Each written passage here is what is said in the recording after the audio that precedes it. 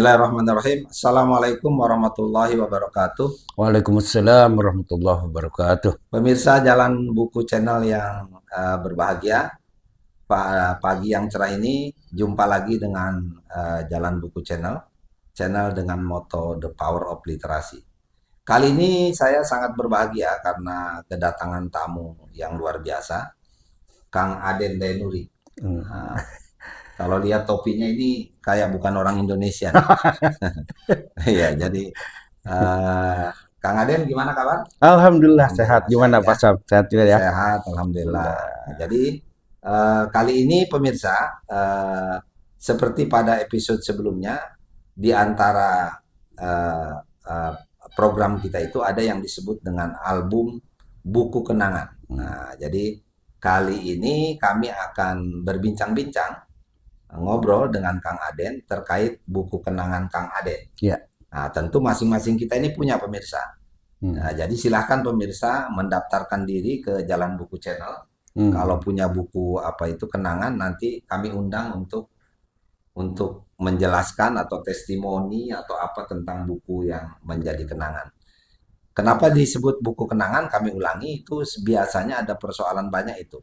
Ada yang persoalan kesejarahan mendapatkan buku ini.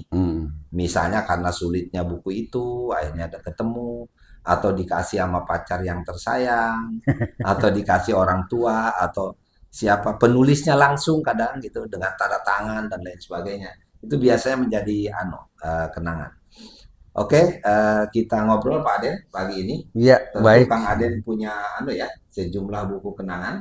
Insya Allah ada beberapa. Ya, silahkan bercerita enak gitu terkait dengan buku-buku kenangan. Baik, terima kasih Pak Sam kesempatannya. Terima kasih sudah diundang di Jalan Buku Channel ini. Ya, sama-sama. Pemirsa yang berbahagia, sebagaimana tadi disampaikan Pak Sam, memang tentu setiap orang ya, bukan cuma saya, punya buku tertentu yang memiliki arti tersendiri. Nah, itu mungkin ya. Dan kebetulan saya tuh sebetulnya ada beberapa ya, tetapi untuk sementara ini saya coba untuk menyampaikan 4 aja, Pak. Oke. 4 itu salah satunya itu udah nggak ada, Pak. Nah, nggak ada itu memang sama seperti tadi disampaikan Pak Sam. Jadi memang mencarinya susah ya. Dan karena buku itu memang sudah lama sekali ya. Dari di episode sebelumnya, ketika saya bicara buku kenangan punya saya, ada episode buku kenangan yang hilang. Buku kenangan yang hilang. Jadi judulnya masih ingat, covernya masih terbayang segini, tapi bukunya sudah tidak di tangan. Betul, betul. Itu menjadi kenangan. Kenapa? Karena saya bersyukur, gitu kan, buku itu dipinjam seseorang. Sangat berharga. Yang saya berharga. Nah, kalau yang ini terus terang rimbanya nggak tahu kemana. Karena ini udah terjadi tahun 98, Pak.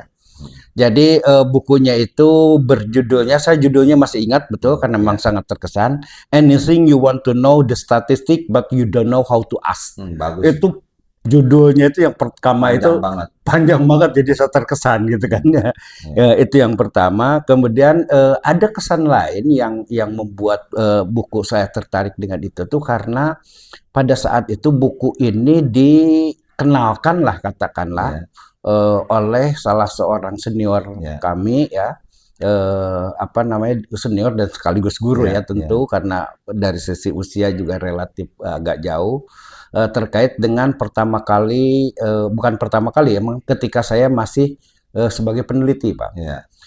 Sebagai peneliti dan pada saat itu diajak untuk pelatihan, namanya peningkatan kualitas peneliti keagamaan. PKPA. PKPK. PKPK. Peningkatan kualitas peneliti keagamaan. Nah, pelatihan yang itu relatif lebih unik dibanding dengan sebelumnya karena pada pelatihan itu lebih fokusnya tuh kepada kuantitatif. Yang sebelumnya tuh umumnya kan kualitatif ya. Nah, untuk yang ini karena kualitatif sehingga perlulah mengkaji tentang statistik. Karena kuantitatif itu. Jadi membahas perlu referensinya tentu kaitan dengan statistik ya. Nah, sebagai orang yang asalnya backgroundnya di keagamaan segala macam kan ketika ketemu Ya. statistik tuh ya Ya. bukan suatu hal yang tidak tahu ya, tetapi Ya. kurang mendalami lah ya. Ya. Sehingga betul tuh pas banget judulnya itu.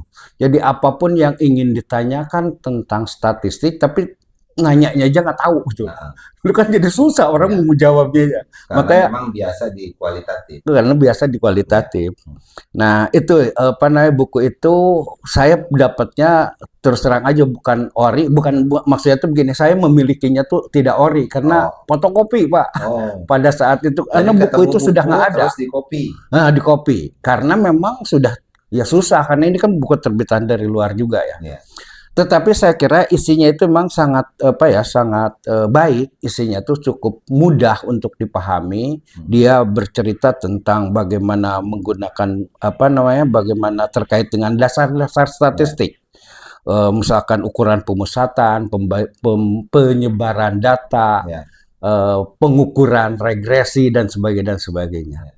Nah, itu dan sayangnya tadi bukunya juga sudah hilang, tetapi tetap kenangan itu tetap Menjadi ada gitu, kenangan. Pak ya. Iya. Ya. Mungkin itu yang apa namanya? Itu buku yang pertama. buku yang pemirsa. pertama ya. Kemudian ada lagi buku yang kedua, ini terjadi mungkin sekitar tahun 2000-an, Pak. Ya. Tahun 2000-an walaupun bukunya ini bukunya kebetulan ada, Pak. Oh ya. Nah, ini Tolong Pak Den ditunjukkan Oke, ke pemirsa. bukunya itu The New American Family. Nah, Jadi, keluarga Amerika baru. Iya, jadi apa bagaimana idealnya sebuah keluarga di Amerika ini gitu. Karena ada semacam kegelisahan dari penulisnya ini, yaitu Jack Camps, terkait dengan kondisi keluarga di Amerika. Pada saat itu sebetulnya ini buku bukan buku baru tahun 2000 ya. Rilisnya ini kalau nggak salah di tahun 90 berapa 92 Pak. Oh. Ini sebetulnya buku itu lama, Buku tetapi lama, ya? saya kira di 2000 itu masih relatif relevan ya. Ya. Jadi buku itu bercerita pada awalnya kondisi keluarga Amerika itu lebih kurang apa ya, karena dituntut oleh bagaimana fokus terhadap mencari kehidupan dan segala macam, Ya. sehingga mengakibatkan orang tua itu lebih jarang di rumah, interaksi dengan keluarga dengan suami istri kurang, sehingga muncullah lebih banyak terjadinya perceraian misalkan. Itu kan Kemudian Pak Den, isinya. Isinya. Yang betul. jadi kenangan isinya apa yang ngasihnya ini? Gimana Ini ya? Ada juga diperoleh kaitannya. dari mana? Ini diperoleh dari mana? Oke. Beli atau hadiah atau apa? Ini saya dikasih oleh seseorang. Oh.